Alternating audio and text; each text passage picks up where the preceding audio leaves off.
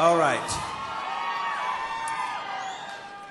I love playing in Vegas. I love being here. We all do. You know, we get to rest. We don't have to fly anywhere. But we are getting worried about the population here because it's the fastest growing city in North America and has been for a while. 700 people move here every week. And with the increasing amount of Cirque du Soleil shows in this town,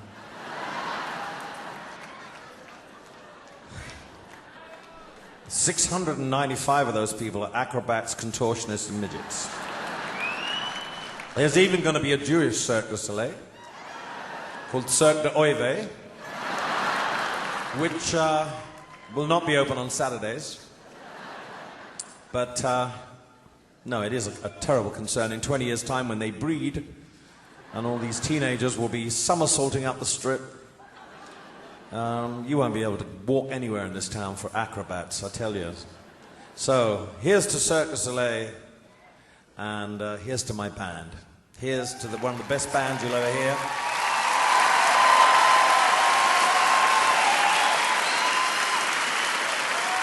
Formerly known as Fromage. I'm going to introduce them one by one. Not only are they great musicians, they're great friends. And on the right-hand side, in the red shirt, from Ohio, on percussion and vocals, Mr. John Mahon.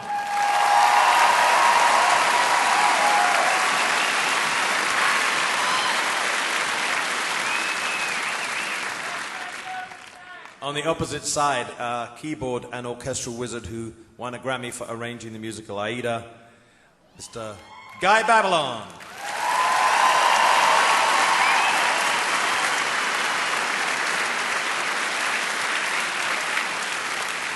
It's a very democratic band because there are 3 Americans and 3 British people. Guy comes from Baltimore, and our next person comes from Detroit, Michigan. On bass and vocals, Bob Birch.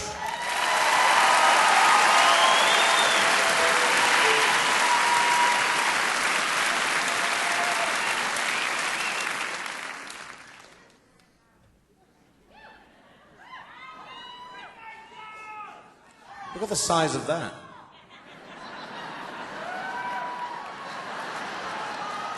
Good job I'm not Barry Manilow, huh? Hang on a minute.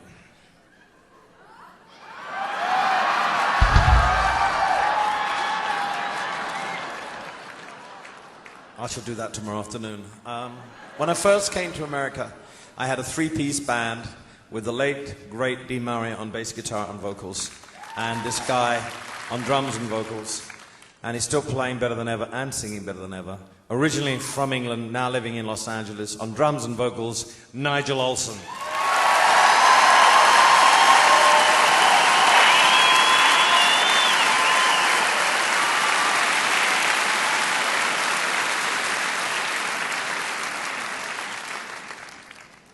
After about 2 years, we'd gone as far as we could musically with a 3-piece lineup, and I thought about adding a really raunchy electric guitarist. So I asked my record producer, Gus Dudgeon, if he knew anybody like that. And he said, well, I don't actually, but I do know a traditional folk musician from Scotland.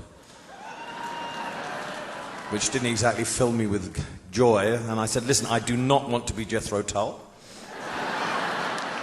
But Davey was playing in a band called Magna Carta, who were quite well known, and before that he was in a Scottish band called the Smart Fellas, and they played every kind of unknown reel known to man. So we listened to him, we brought him down to London, and he was quite good. He was very good, in fact. And so we put him into hospital for 6 weeks, and we had him detoxed.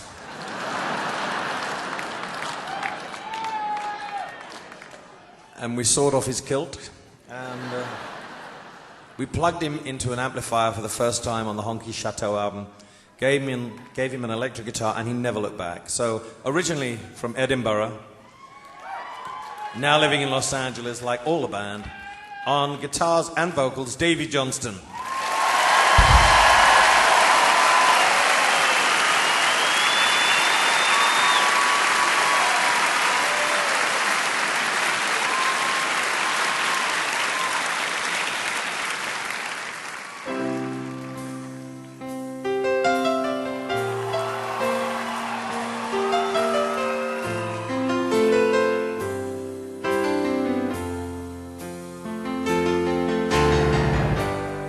candlelight, no more of your darkness.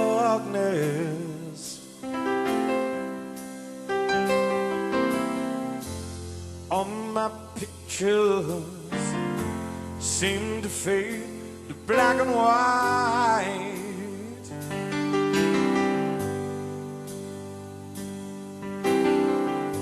I'm growing tired, and time stands still before me.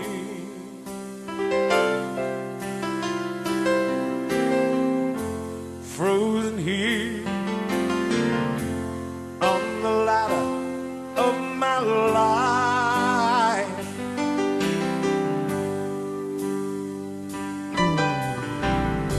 It's too late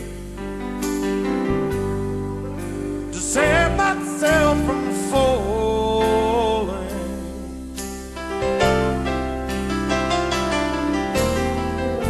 I took a chance, I changed your life,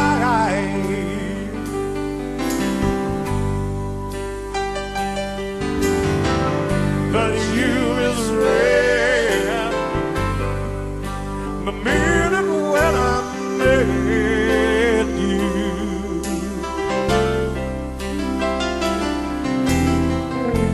Close the door and let me blinded by the light. Don't let the sun go down on me. All I said to myself, so if someone else I see, I jumped the ladder, fragment of your life. You wander free,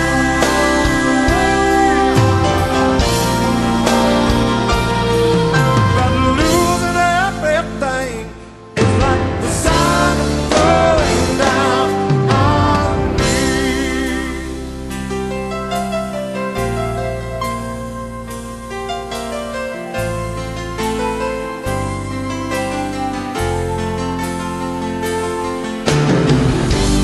I can't find